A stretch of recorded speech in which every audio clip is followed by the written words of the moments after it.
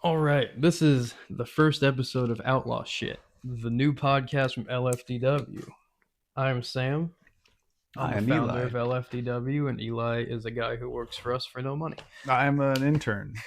And he's 43. I'm just a old man who wants to ride motorcycles and meet people.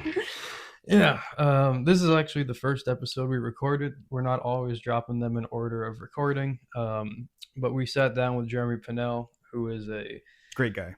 he's a local, originally a local, I should say, country Americana singer from Northern Kentucky. Definitely a hometown hero. Yeah, he's one of the guys that plays nationally and internationally. He'll be in Europe this summer. He tours all the time. You can see him a lot of places. We talked to him about a variety of things. Actually, I talked to him about a variety of things because one of our mics didn't work. There's a couple episodes this season where it's just one of us, but generally it'd be both of us. Yeah. Yeah, a couple times you'll hear Eli try and talk. Sometimes I'll have a thought without a mic. I don't let a mic stop me. The lack of thereof. And there's a couple points where I yell at him. It's all right. Yeah. But Jeremy is, he's an interesting guy. He got into music a little bit late in his life. I think we're 10 years on his first record, OHKY.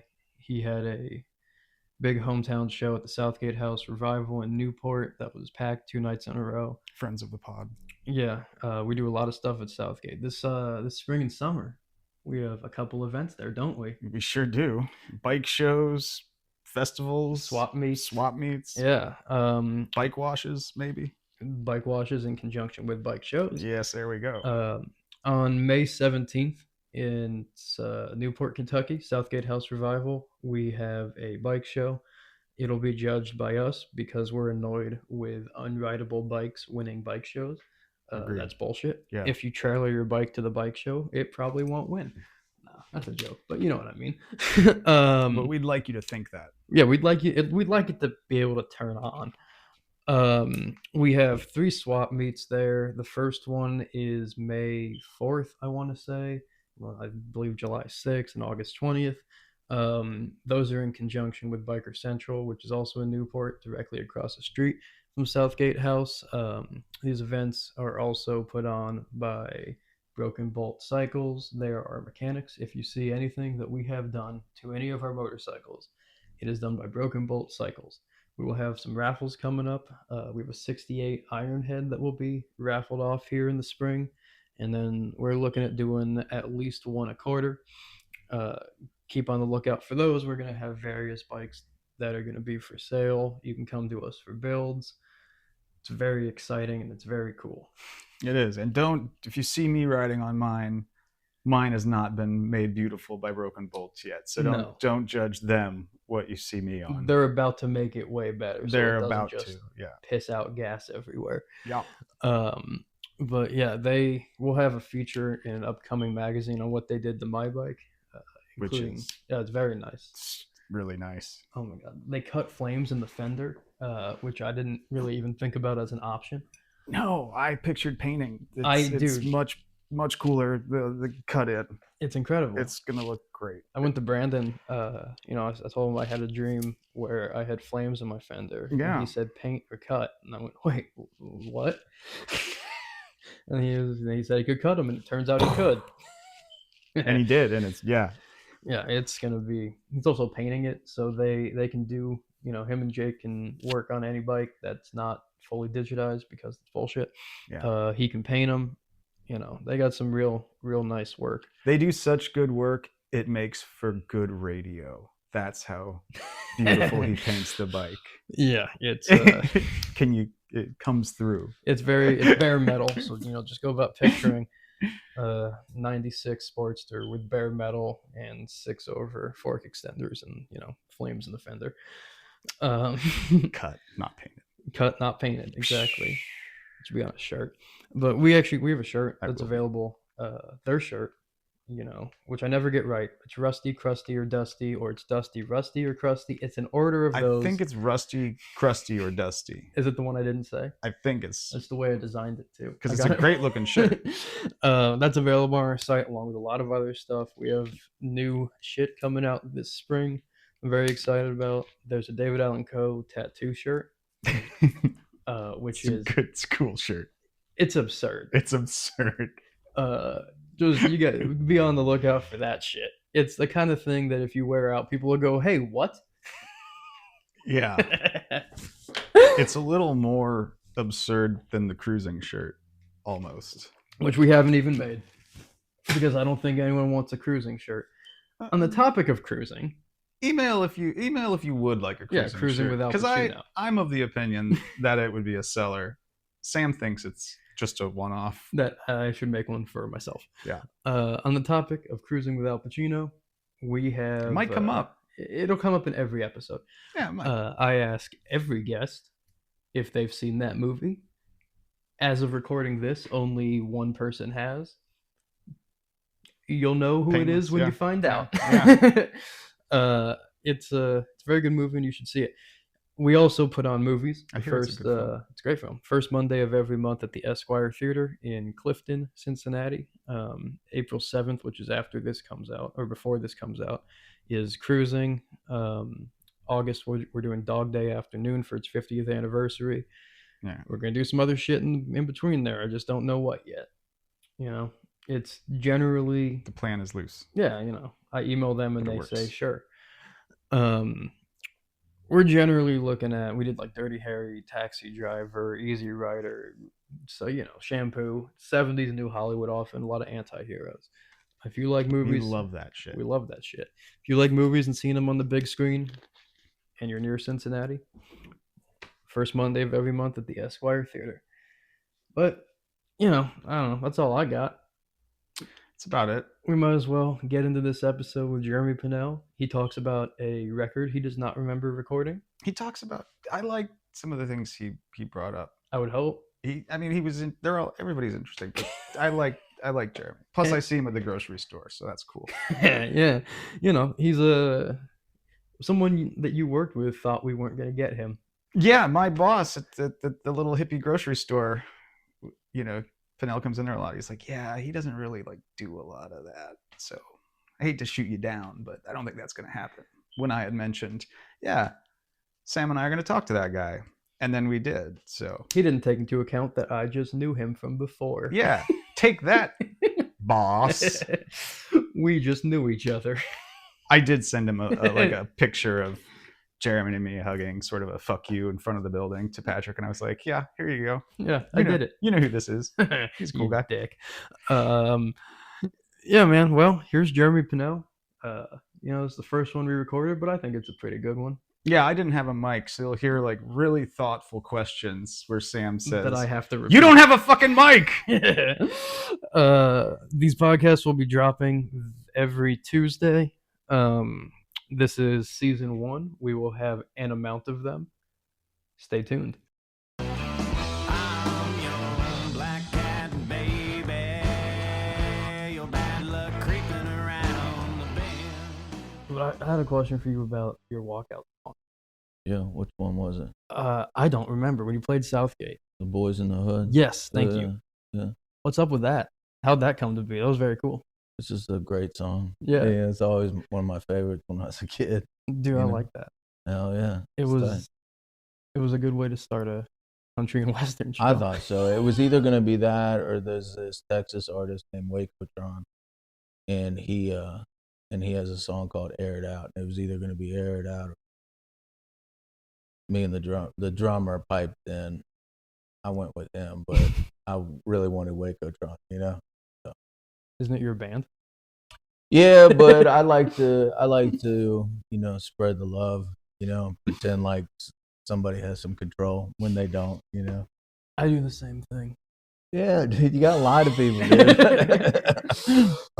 I always tell people like, yo, I'll take your thoughts into account. When I hired my wife, I was like, your opinion will always be heard, but it is a dictatorship. Yeah.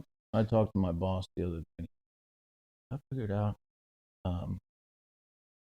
the way to get out when my wife, says something. I just say, "Honey, that's a good point," and he says it doesn't go one way or the other. It's just like, good way to.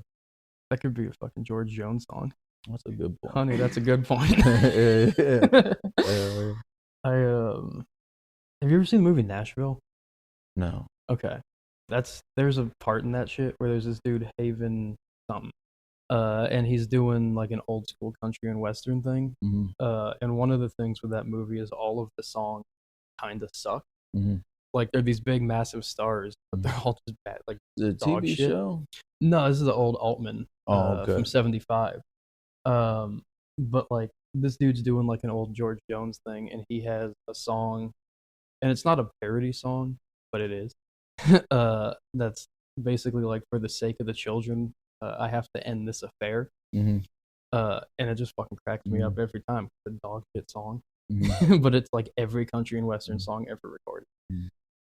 Yeah, but the truth is, the children will get over it at some point.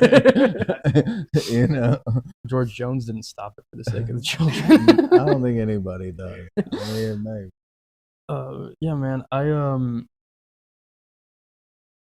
When we were at the Southgate show, like I knew that you were a big guy here, right? And you're very proud of it, and you specifically say that in one of your songs. Like, I'm proud to be from But what is it like to be just like very fucking loved here? 'Cause that's like one of the most full I've ever seen that venue, and I've seen great people in there, but that shit was packed. And you did it 2 nights in a row. How do you feel about like the love you get from the Cincinnati area? Well, it always surprises me that people show up. You know, like I'm always surprised, and it's nice, dude, because like, you know, I don't know, you grew up around here, you know, it's like, so it's nice to. It's strange, you know. It's cool though to be able to walk into a grocery store and somebody knows who you are, and you know, it's nice. It's fun, you know. Is it off-putting? No, it's never been awkward. It's fun. Yeah. I run into it sometimes with the company where, like, we were at a ZZ Top show, me and my wife, and these like 5 dudes came up to us, and they were in town from North Carolina where they're stationed. They were like, "Holy shit, you're the LFDW people," and it's odd for me. I imagine it happens less for me than for you because your brand is your face. You know what I mean? Yeah. If you know Jeremy Pinnell, you're that guy. If you know my company, you don't necessarily know me. But I almost always have to feel like I got to play a character when I'm doing that. And like when you're on stage, is that like a character, or is it you? Do you have a break between real you and show you? Because that always fascinates me with musicians. I think at one point maybe. I think as an artist, you're always like trying to figure out who you are. But I think up to recently, I really just play it straight. Like it's just me. I like messing around, you know. Like I don't like being serious, you know, and I like giving people a hard time, and like you can totally do that on stage. Like you can totally have fun with people and joke around with people, you know. Sometimes it does help go into a different headspace when you have to do something. Maybe that's just, but just depending on what situation you're in, you know, whether you know, I'm sure you know, walking into different bars, sometimes the vibe's good and sometimes it ain't good, you know. So you kind of gotta, I don't know. You don't have a microphone.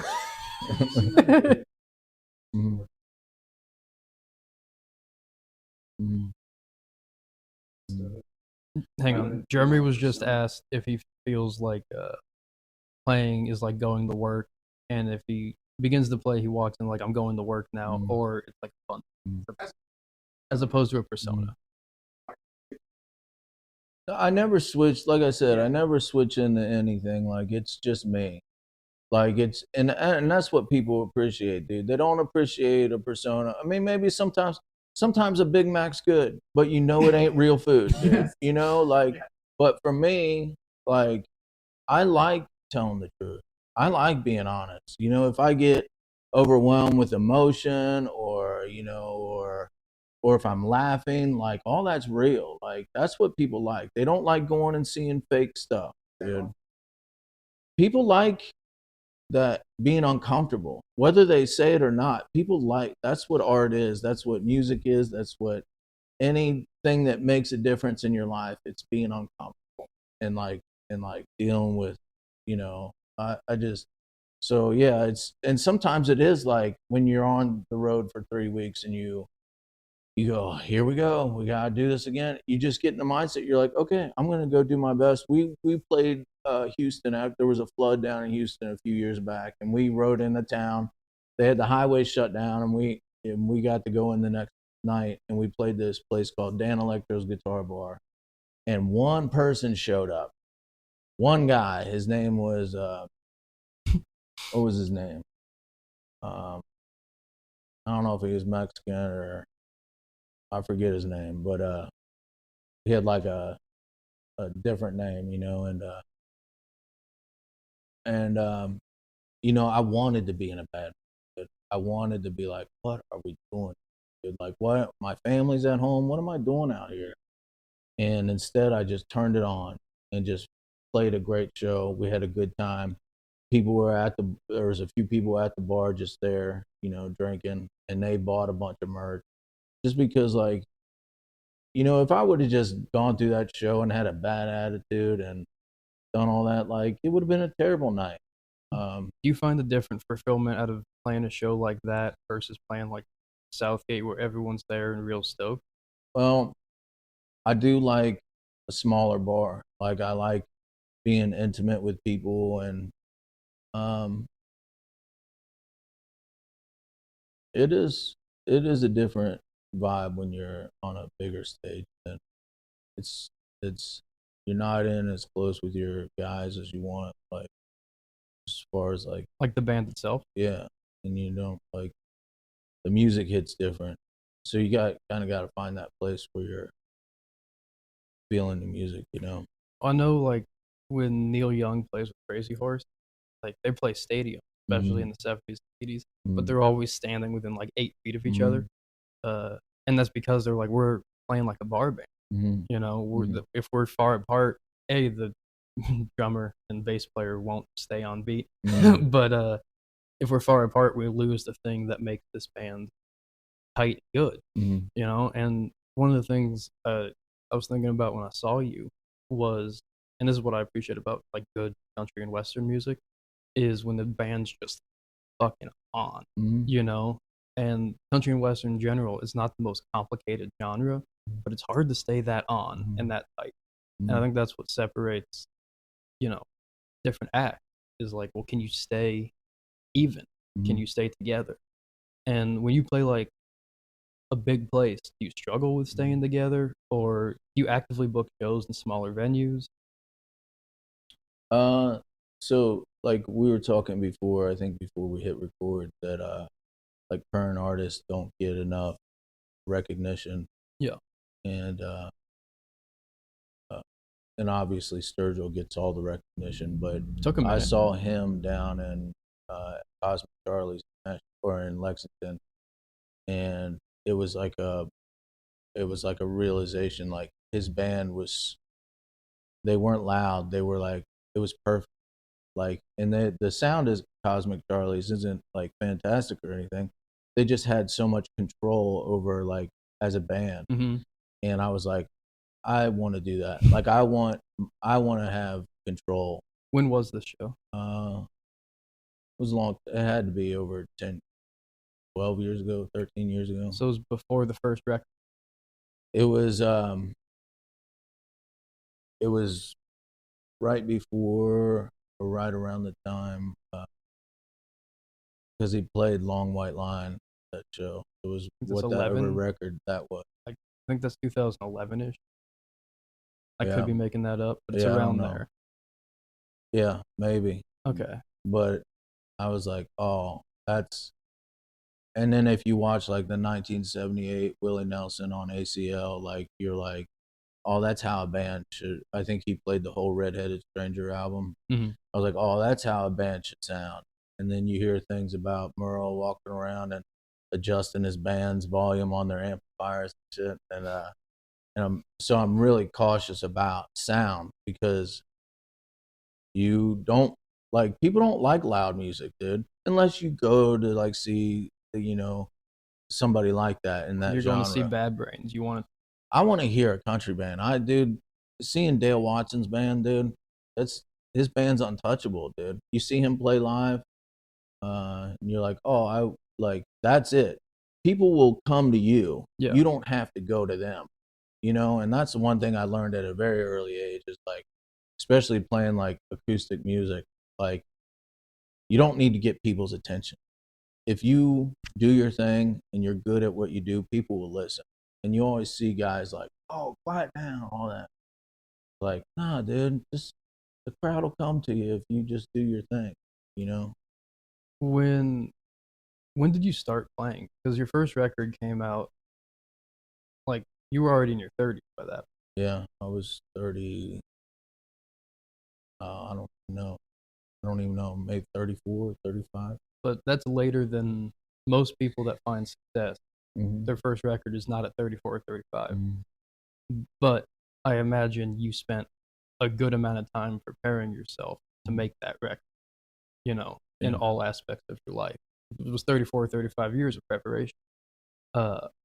What triggered you to go from not doing records, but I imagine still playing, into being like, this is what I'm doing, this is the time, this is how my life is? Actually, it's funny you say that. I was thinking about it this morning. I've always wrestled with like playing music. Like, there's a big part of me that inside, I think you all know, going with your gut. I'm sure you listen to your gut. Generally. You know what I'm saying? Generally, yeah. I'd say, yeah. You There's a big almost part of always me that should. listens to my gut because I feel like that another thing that makes good art, is listening to your heart and your gut. You don't you can do all the brain shit, do all that, but really, true art comes from somewhere like a magical place. And there's a large part of me that doesn't feel like I should be doing this, but it's like the world side is kind of like taking me in that direction. It doesn't feel like you should be doing it in terms of like an imposter syndrome thing, or in terms of just like inherently I do not feel like this is what I should be doing. Yeah. But what's crazy is when I sit down with a guitar, I feel like it's what I should. Why do you think that split came up? I don't know. Because so I spent a lot of time messing around between my early 20s till the time I recorded that record. I don't talk about this a lot, but I was in and out of Kent County, Boone County a lot. And I ain't got the one mug shot like you see all these guys putting their one mug shot. I got multiple. And like, you say, oh, outlaw country, but I'll get off my soapbox, but whatever. And I'm not proud of that shit. Like, I'm not proud of like living that way. Like, that's the furthest thing. The thing I'm proud of is being able to have good conversations, or keep your commitment or be a good guy. Those are the, but how to go from being in and out of place to writing the record and putting it out and having it be good. So I wasn't sold on playing music, and I met up with a guy in Silver Grove. He played drums, and we started messing around playing some music. I got kind of cleaned up when I was in my early 30s, and my buddy Cameron was like, you should play country music. You've always wanted to do it. I always messed around with folk music or all, Americana music, or because when I was 18 or 19, you're listening to Palace music, Whiskey Town, Uncle Tupelo, all those early Americana acts, and that's kind of like the crossover. And then in my I think I was 17, 18, I got a paycheck audio or a cassette it was like a greatest hit, and like I was just listening to Drink and Driving That Woman right off my mind yesterday, Yeah. you know, and I was like, that was one of the songs that did it for me. I was like, oh, that's got everything I want to play in music. And then it kind of snowballed from there. So by the time I was in my 30s, he's like, you should write country music, play country music. And so I wrote Them Days and Nights, which is on Ohio, Kentucky. And that was the first song I wrote for Ohio, Kentucky. And then the second song I wrote for that record was The Way Country Sounds. And it just came real natural. And I was just, That one still hangs around. Like, I hear that song a good amount. mm, For being the second song you ever wrote. It mm, seems like a manifest of your career a little bit.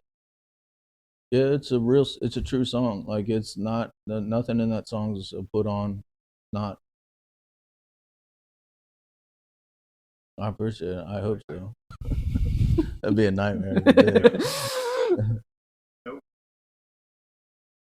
Yeah. When did you first start playing? When you were 18, 19, or was it before then? So yeah, I started. My dad had when I was younger, he had an Ovation round back because that's what all them guys were into kung fu and Ovation round back. And he said, if you can start playing on that and you learn how to play on that, I'll buy you a guitar. And so I learned 3 chords, played them over and over again. I'd have to sit it on my lap, you know, because it was too big for me to get my arm around. And then he bought me an electric guitar, and then I kind of took off from there. And then, you know, you go through playing, you're young, hate everybody, you don't know why, you know. And then it's crazy. The older you get, you just love everybody. You know, it's a weird turn. You know, and yeah, and I started playing in hardcore bands, punk bands, and then by the time I was 17, that's when I really started to dive into like country music, Americana music. One of the bands that really did it for me was a band called Palace, you know, and I started listening to that first record I did, and kind of like, this is what I want to do. I want to write real music. I want to sing about things, you know. Almost everyone I know between the ages of like 25, 50 that's into Americana music says the same shit. They're like, well, I was in hardcore bands and I listened to punk bands, and it's yeah, and it's like everyone has that same trajectory, which is odd to me because if you go back, you know, to the original days of country music, obviously that trajectory didn't exist. But there is a parallel between punk music and hardcore music and country music, even though inherently they're wildly different sounding. I haven't fully figured out why that path is there. Yeah, I don't know. But it's consistent. You know, I talked to Ben Todd, same shit. You know, he played punk songs. He was in punk bands. Like when I grew up in DC, it was like the third wave of DC punk. Everyone that I knew was in the punk. Me and McKay would be at shows, and suddenly everyone's country and western, which is cool. Good for us. But the thing is, a lot of these people who are in the country and western complain that none of it's good anymore. And like you said earlier, artists not getting recognition. It's tough now, you know, because there's so many people and there's so many outlets, and it's almost overwhelming. So like when you're trying to get your shit out there, like you say, people will come to you. You don't like, you're not a gimmicky guy. There's certain people on Instagram that are very gimmicky Americana people, and I don't know that lasts. I think the real shit lasts when it's like, this is what I do. People come to me, and when you're doing a record, do you think about the crowd? Do you think about anything, or is it just, this is what I am feeling? Yeah. Every time I've written a record, I've never thought about. I've always just done what I wanted to do, you know. Of course, you have those passing thoughts. Like, I wonder what people think about this, you know? And like some of the current things I'm writing aren't traditionally country, but if you listen to those early Jerry Jeff Walker records, they're not traditional country. It's like folk music. Like, I mean, and that's the one thing I know you like David Allen Coe too, and he just did whatever he wanted. Like if you listen to he put a phaser on the acoustic guitar. Yeah, which probably wasn't the best choice, but whatever. But he made it work somehow. Yeah. But he if you listen to that Field of Stone record or whatever, or Human Emotions, that's a nut record. It's incredible. It's so dude. good. And it ends in a punk song. Yeah, which is wild. Yeah, dude. That song is just so ahead of its time and far out. Because that's the B-side that has like She Finally Crossed Over and Jack Daniels, and then just goes, hey, here's a fucking punk song. Suicide. Yeah. Is that what it's called? Yeah. And it's also called, if you look at the record, there's like the A side, which is the happy side, and the B side, or he alternately calls it the Sue It side. Yeah. So I'm on a hunt for all that original vinyl right now. Got the word, and I know I can go online and find it. It's just sometimes it's nice to I got one sitting in the store. They're hard to find. Dude, it's the back of it literally is a letter of him talking about how he wrote the record. Which is probably all a lie. I'm just kidding. I really don't think this one is. Yeah. Because it's maybe like not. the lady I was married to left and took the kid halfway through me writing this record. So that's the B-side. You know? And that whole song, Suicide, is like, I'm going to kill her and myself. Which isn't true because he didn't, but is an emotion that at least existed, you know? Yeah, it's worth talking about, I guess. I mean, he's an interesting artist to me because, like Hunter Thompson, their output artistically is fascinating and in a lot of ways very honest, and Bob Dylan too. But the character almost overtook the guy. You know what I mean? And it becomes harder to have people listen to the shit and like really take it in because they're thinking about the character of Raoul Duke or the character of David Allen Coe. But I think now with like the internet, it's easier both to be real and also incredibly fake. You know, when you're working on a record, because you have had 3 in the past 10 years. Run through that process. I'm curious how it comes about because everyone records differently. So with Ohio, Kentucky, we recorded it and found a local record label, Sofa Burnt Records, which really wasn't a record label at the time. It was Chris Muller started a record label himself to push one of his bands because he just tired of dealing with record labels. And so we reached out to him to see if we could make the record. And so that was, I had like a few songs and I changed tempos on like a bunch of songs. Like the way country sound was like a sped up shuffle. It wasn't like, it was like a Western swing song, and so was Big Bright World. And at last minute, I was like, you know what? I want that like slow, like Hank Williams, like sound, like I don't want to do the, I like the Western swing stuff, but for some reason my brain, let's slow this song down and do that Hank Williams kind of vibe. And then I don't know what starts you on the path of making a record, really. I don't know why. Yeah, like I how guess do you decide now's the time? Yeah, like I don't know. It's never been like, okay, this is a set date. We're going to make a new one. This is a set date. It just kind of happens. Like it's not like with Ties. I don't remember like saying, okay, I want to make a record. I don't even know how it came up. Goodbye LA seems like a different deal. Like the first 2 to me seem more sonically related than Goodbye LA does. What changed? This is cool because this is like we were leaving LA and we were outside the show, and we have this rule that we don't talk about the music or the venue or the people in it for like 2 miles down the road with the windows up. We don't say anything. And there was a bunch of beautiful women, and one of the guys in the van, I don't know who said it, said, "Oh, there's so many beautiful women out here." We were joking, but they don't want to have babies, you know. And I was like, "Oh yeah, that's hilarious." And I was like, "I'm gonna write a song." And then like something switched in my head. I was like, "Oh, you can write about whatever you want."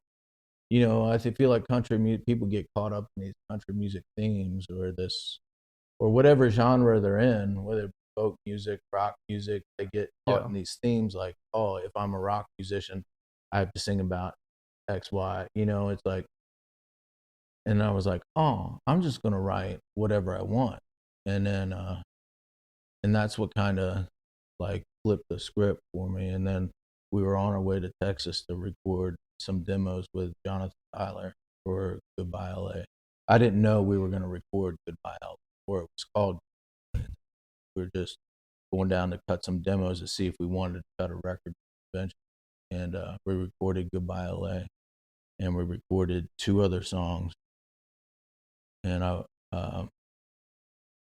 then it was like 6 months later, we were on the road 134 days, 36 days that year, 2019. That's a lot of days. Yeah, we were getting after it, and then we ended up recording the record Goodbye LA at the end of, or at the beginning of 2020, end of 2019, and it was just a great experience. Working with Jonathan was, you know, he's such a positive dude in the studio, and he can outwork anybody. You know, we would close up at the end of the night. He would start listening, and then we would start being like, okay, maybe we could add this, and then you find yourself back to work, you know, at 1 a.m. You know, I've heard that about a lot of like very good film directors, like Kurosawa. He would edit the day's work, and people were like, when do you sleep? You know, but the result is pretty undeniable. Like, it seems like when people have a vision and they're just driven to the point where like, I can't sleep. I gotta wrap this before I can physically calm down. You ever have an idea that keeps you up at night? Constantly. Like yeah. And last night my wife was like, you gotta go to bed, and I was like, I can't. Yeah, sometimes I'll just lay in bed, and whether it be write music or taking photos, or like I get visions in my head, I gotta do this, you know. And it's like, it'll drive you crazy, but you know what it's like. Oh so yeah, I think about it all the time, and it's hard to be like, is that a thing I can solve now? You know what I mean? Because sometimes you can't. Sometimes you gotta go to sleep. You gotta wait. Sometimes you just gotta be patient on some things too. I like to get things done, and sometimes it's good to just slow down. But at the same time, it's so fucking gratifying to get that thing done. Oh, 100%. Yeah. You know, and it'll drive you nuts until you do. But I mean, that's one of the things in general with, I think, people that find any success is a lot of people talk about doing stuff, and very few people like follow through on the thing. You know, people have asked me like, how'd you get this far? I just did the stuff. That's all you got to do. You just got to do the stuff, man. Yeah, you got to. Yeah, it's really. I mean, people talk about it. It's just the long game, really. It's not a magic trick. No. What Nikki Lane? She's something. Oh, I wish I could remember the saying. It said something about being lucky or working. I wish I could remember. It's such a cool thing. But basically, like you make your own shit. Like you make it happen. Yeah. Like you don't like, you know, and that's kind of the thing. It's like you just, I don't know, some people give up, you know. Some people, you know, like my buddy just texted me, Arlo. It's funny that we're both still playing music, you know, and it's like, who would have thought? Like, you know, a lot of our friends we grew up playing music with I mean, and I don't discount them for it. It's just life happens. things, you take different paths, you know. My buddy Cameron, he's an amazing musician, could do anything.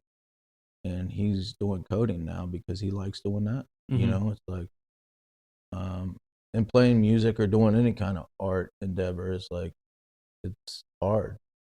It, you know, the payoff isn't. It's all consuming sometimes, and then sometimes you put it out and go, that wasn't what I planned, you know? Yeah, it's not what I saw. Like, I don't think, and no one knows, you know, no one is aware that it's not what you wanted or what you saw, but you know. And like, if you make it, you kind of made it for you, you know? Yeah, there's a lot of ups and downs, a lot of like getting let down, and you know, any kind of art or music get some kicks in the gut, you know. In terms of art, because we've kind of circled the topic of art in general a couple times. Aside from music, what art forms, artists, like, do you find yourself going to, appreciating? Like, where do you find inspiration? I like I like movies. I like film. I appreciate the art of acting.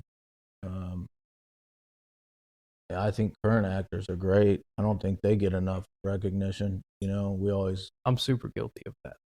Not giving them enough recognition. I do like Timothée Chalamet now. After that Dylan movie, he solidified it. It's funny when that came out. I was like, great. That's all we need is a movie about Bob Dylan. I'm just being funny. Did you see it? I heard it's great. It's incredible. I heard it's great, but I remember one of the first times I played down in Nashville. I was tuning my guitar, and I said, man, my guitar's a little out of tune. Kind of sounds like Bob Dylan's guitar. And nobody laughed. Like, I'm just messing around. You know what I'm saying? Like, people take that shit serious. You can't make fun of the god. I can do whatever I want. I don't care. You think, you know? What movies do you find yourself watching? This is a topic that fascinates me. You know, I mean, I like what everybody else likes. There's this scene that I always refer to, one of my favorite scenes in No Country for Old Men, where he's talking to the gas station attendant and he sets a wrapper on the counter, and the wrapper just slowly expands like it's crunched up. You know what I'm saying? And that's the stuff that catches my eye. Right. You know what I'm saying? Just those, me and my wife watched Mulholland Drive the other night. And there's this scene where she came down off, she came off the road and walked down, and there's a scene where she's walking, there's street lights and there's palm trees. You know, that's the stuff that catches my eye. So I really like that stuff, like the aesthetic visually. settings. Yeah. Like the moving paintings, essentially, of like a good director. Yeah. I mean, it's like being able to see that, like. My friend Melissa's really good at that. Like, we took photos down in Newport one time, and there's this empty lot, and it had these ribbons hanging on, like a car dealer. And it wasn't anything special, but there was a whole bunch of good stuff. That being able to like see art, just like visually see it, is one of my favorite things. Well, to me, I watch like a movie a day, basically. Must be nice. It's great. I don't have any kids, but to me, that often is the place that I find the most inspiration, because a movie is essentially all aspects of art thrown into one. Right? You have the acting, you have photography, you have scene setting, you have like just the research of what things should look like, but you also have music. You have like all of these different avenues of art thrown together to recreate life. And that's really what a movie is. It recreates life, because life has all the types of art thrown together. You know, if we're sitting in here, like when you showed up, we're listening to music, that's how life goes, you know, but there's also paintings on the wall or posters. So to me, I think that watching movies kind of tells you, or at least tells me, the most about life of any form of art.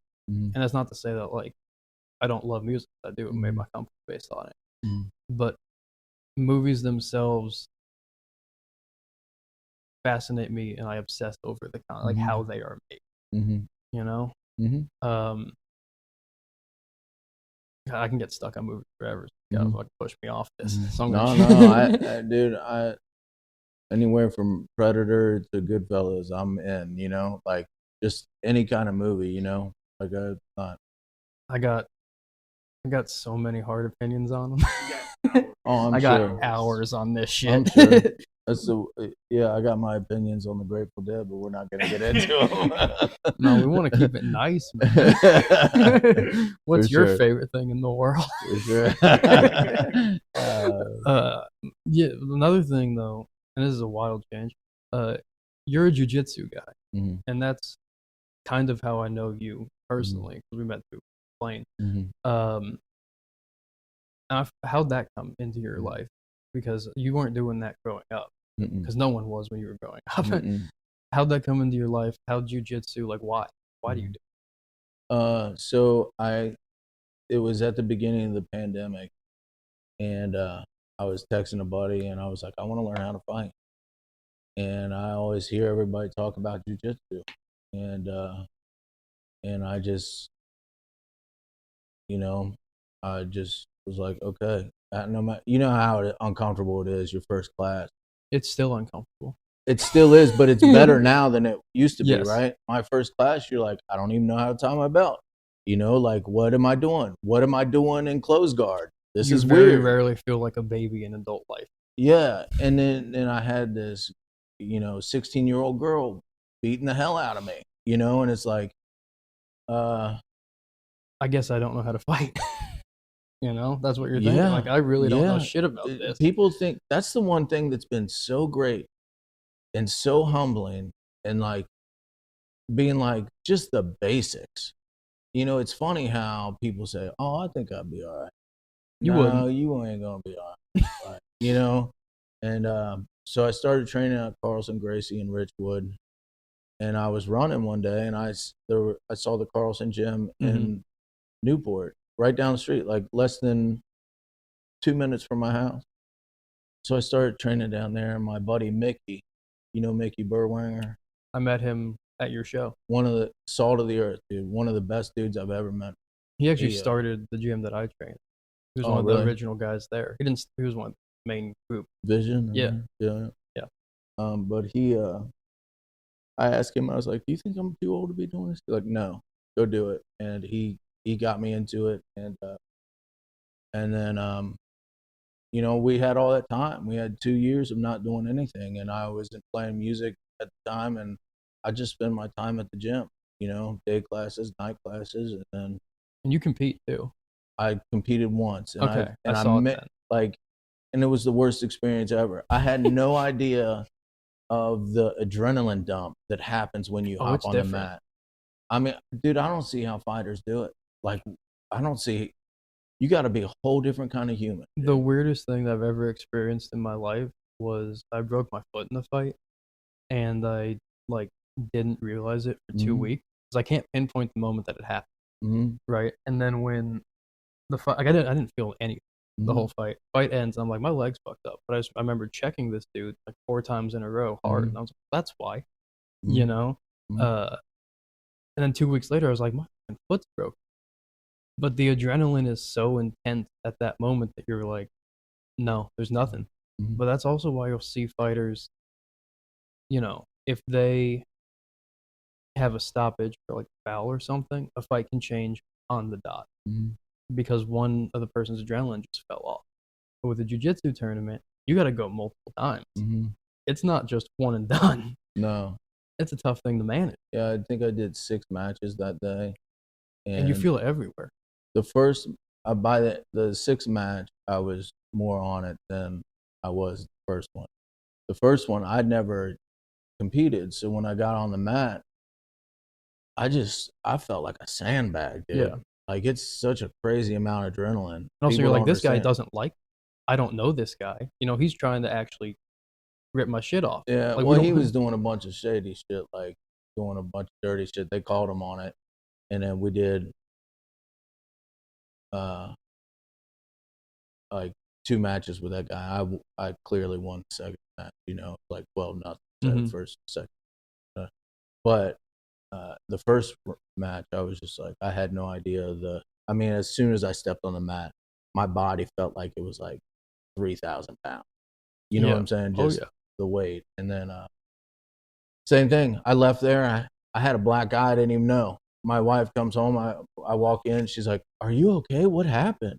You just don't even know. You know what I'm saying? You're just You don't feel it. no. But I just went to day class at Blaine's gym on Monday, Mhm. and I've kind of been out for about 6 months, and it was really nice to have that engagement again, And I went to Muay Thai class last Sunday and How long have got you to been do doing some stand-up rounds. stuff for? So I started doing jujitsu, and then when I went to Newport, I really wanted to learn how to strike because, like, I just love that. I love jujitsu, but I almost like Muay Thai more. I do now. It's switched for me. Mhm. Partially because I'm like, well, I can do this for hours. I Yeah, can wrestle for way less. 3 minutes. Yeah. I can do like 3-minute rounds. I'm a cook, Yeah, but I can strike. If we're just going at 50% striking, I don't need a clock. Yeah. So it was nice. It was nice. It's nice getting punched in the face. It's nice punching people in the face. It's like Love it. it feels good. Hard to explain to people. People don't know. People don't know. Did Like, you used to fight in your life outside of, or like before you did this? Because I used to like do that. I spit on a guy in a bar one day Mhm. for fun when I Mhm. was in college because Mhm. I was bored.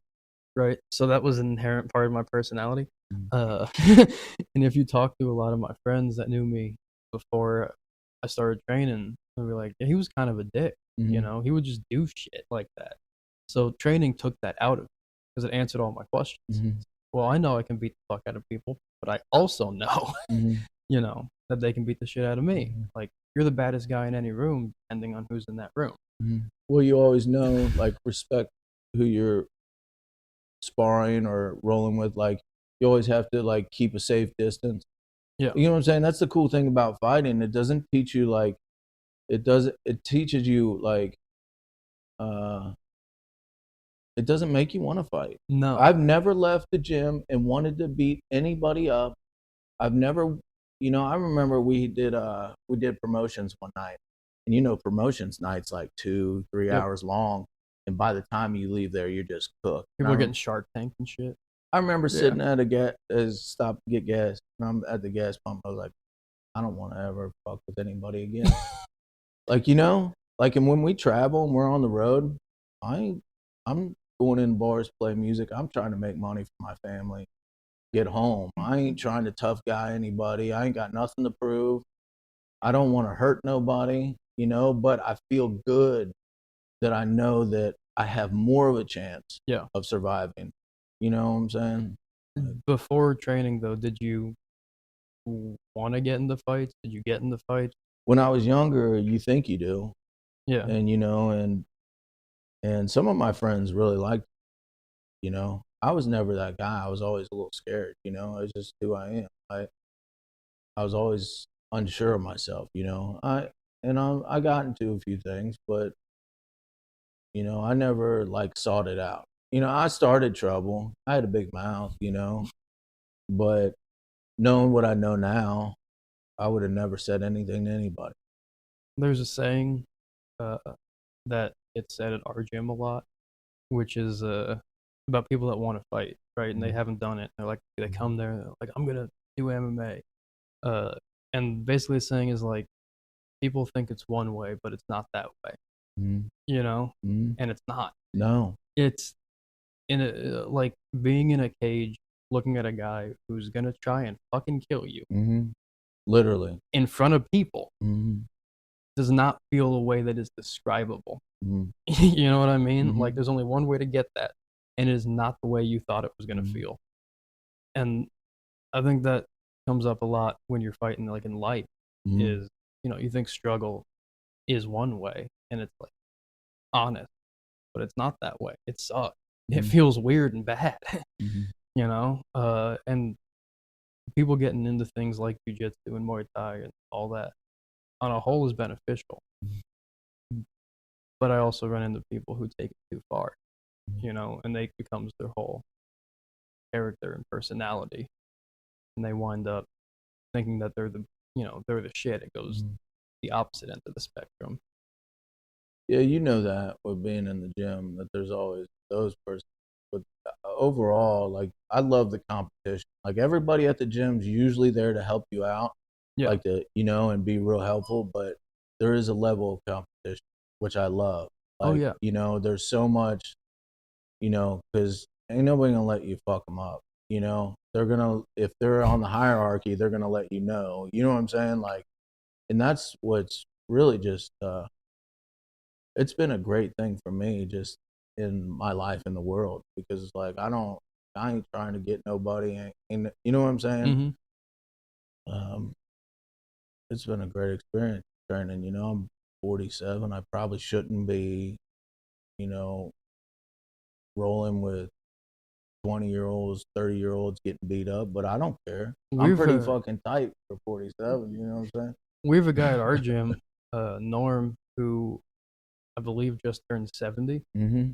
and he just started doing Muay Thai. Mm-hmm. He's been doing jiu-jitsu for 5 years, Mm-hmm. and he don't shy away. Mm-hmm. Like, fuck it. Yeah. What else? I love it. Like, I don't see myself not doing it right now. You know what I'm saying? It's a good avenue for relief. It is. And you got to have those. There's all kinds of things I do, but that's one of my favorites. Yeah. You have a new record coming out. Yeah, I know we talked about not talking about it, but we said maybe it'd be all right. It will, because we're gonna release this late. Okay. Yeah, there's there's a new record. I'm excited about it. It sounds different than anything I've done. I haven't talked about this. Usually when you talk about a record, you got to spiel it. Like, you know what you're going to say. You've done the interviews. So you can say blah, blah, blah, like I did with the Jonathan Tyler record. Like, I know that record. The Ohio, Kentucky, I know the story behind that. Ties of Blood, I don't really remember making, you know. But with this new record, I really don't have any things set down for it. How far along in the process are you? It's done. It's mixed, mastered, almost 2 years now. Okay. How is it different? I'll go ahead and say it since this isn't going to be released now. But I got to work with a producer that I've always wanted to work with, and it was kind of a shock, because I really liked this guy's music for a long time, and I was a big fan. He has a record called "Don't Wait Up." It's like a 6-song EP, and I always appreciated how he electronic music with country music. I still feel like to this day he's the only one who pulled it off. Like, a lot of people try. A lot of people try, but legitimately he's the only one that ever pulled it off. And are you doing that? No. Okay. I didn't do electronic music. I'm not against it, but what's crazy, we can talk about that later, but yeah, so we got a new record coming out. It sounds different than anything I've done, and it's focused on just the song, not a bunch of crazy stuff around it. It's just a song, Are you going to be out touring to support that? Definitely. I know we're going to Belgium this year. Hopefully we're going to the UK this year. Have you been to Europe before? I have. Okay. I have. So it was funny. My son was a year old, and I think at that point I was like 3.5 years sober, 4 years sober. And the first place we go is Amsterdam, and there's weed and hookers everywhere, and I'm just like chilling, drinking coffee, But great coffee. The waffles are good. But and that's a whole nother thing. But I love Europe. You know, we went to an art museum in Amsterdam. You walk in and the Van Gogh, the self-portrait, you know, that Van Gogh here. Yeah. Yeah. It was just like craziest to walk in, and that's the first thing, you know. Yeah. It's incredible.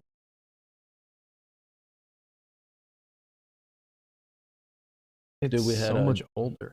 It's so much older. People don't understand it, Yeah. dude. I was standing in front of a building somewhere in the UK that was like built in like 700 Yeah. or something. I'm like, what is this? I was in Bath in England, Mm-hmm. and it's called Bath because they're Yeah, building I've been there. baths, right? And you're looking at that shit. Mm-hmm. And if you've been to San Francisco, they have that bath there, like at Land's End. There used to be a bathhouse, and it looks like Roman ruins, but it's from the fucking early 1900s. Mm-hmm. You go to Bath, England, and you're looking at this shit with like the aqueducts that run underground, and you're like, this shit was built when? You know what I mean? And I'm looking at this, and our American sense of history is short, man. It's like 200 something years. Yeah. 200 and some change. And your people don't realize is you can go back to a place like Oxford, the college, 1100. Still an active college. I went to Miami. They're like, we were founded in 1809. I had a it's crazy like, day cool. in Oxford, by the way. Oxford's a neat town, but it's a lot of tourists. And there's very few ways to get arrested. They told us that out of the gate at freshman orientation. They were like, you will be fine unless you drink on the actual street. Just don't do that, please. I remember I went to like a Thai restaurant there, or a Chinese restaurant. There's a lot of them. There was a lot of them, and they did not, because I was covered that dude. You know, it was like obvious. Like, well, a lot of them are opened by the Chinese students. So they have a place to eat. Good. It was different, but okay. But I like being over. Yeah, it's great.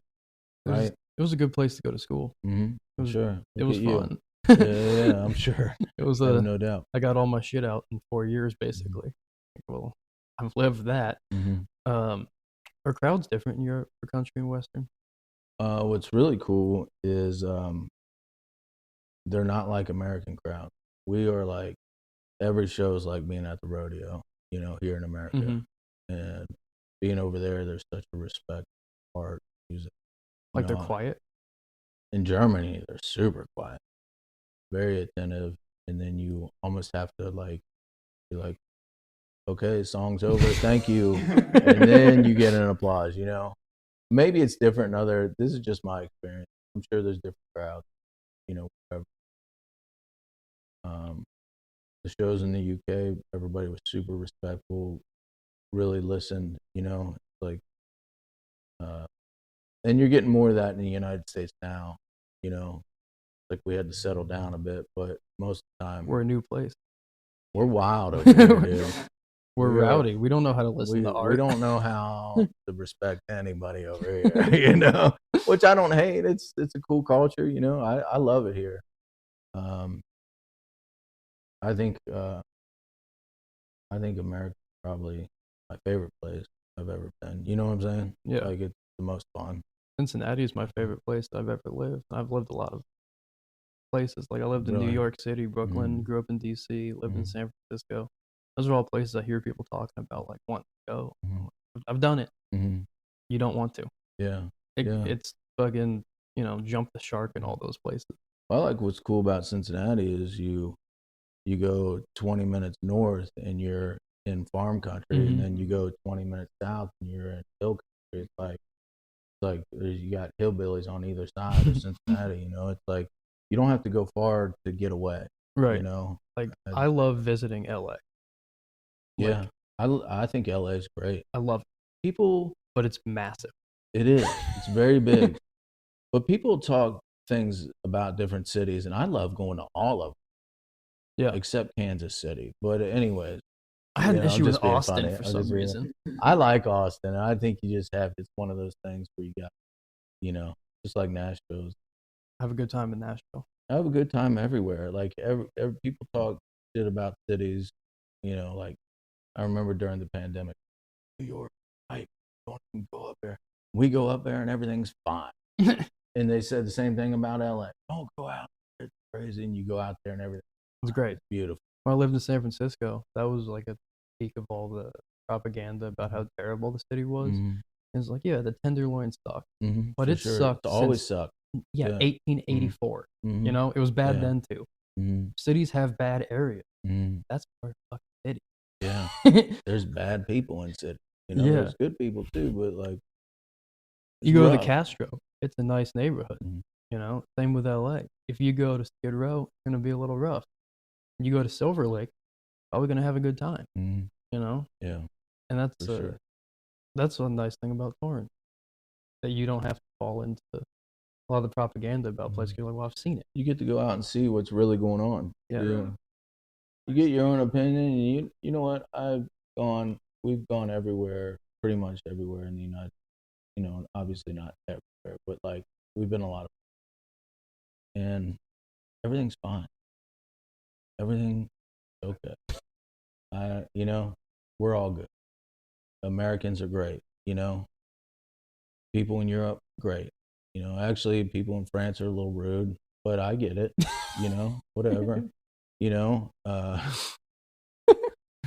people in New York are a little rude, but they're still it's a different vibe. But people in New York will help you out. You know, like it's definitely there's definitely a clear line between because we're right on the border. Like Covington's called the gateway of the South. You know what I'm saying? So we get some of that southern hospitality, and then we get that northern, a little bit of that northern bit. But overall, there's something that happens when you get that far up north where people aren't nice. Fucking cold. Maybe. And there's a lot of people. Maybe that's what it is. I don't know. You know, I mean, when you got to deal with all those people all the time. Oh, right. 100%. Like when I lived in New York, we would, you know, be coming home on the train at 3 a.m., walking through Crown Heights, and like, fucking family. Why are there families out? You know what I mean? Well, because those people are immigrants, and there's different rules in the culture of when kids go to bed. You know, there's just like, you got to deal with so much different input coming at you that you can't take everyone in. But if you go to places in Kentucky where there's 500 people in a town, they don't have the input. They're excited to see you. You know? Yeah, for sure. Sometimes. Yeah. Sometimes they're not. That's true.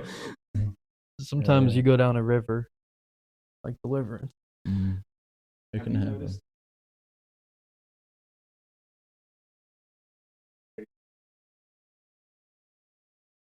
The question was if he's been poorly received or well received based on appearance at different places.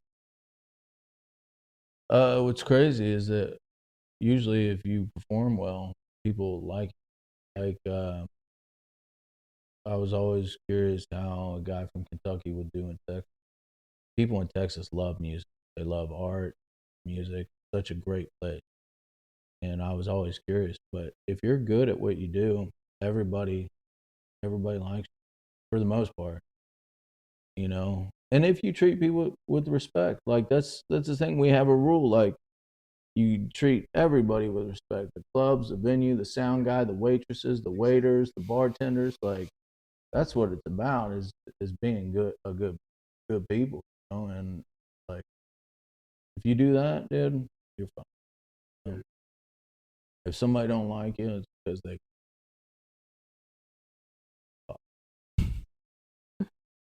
I think that's a good spot to end this on, man. Yeah.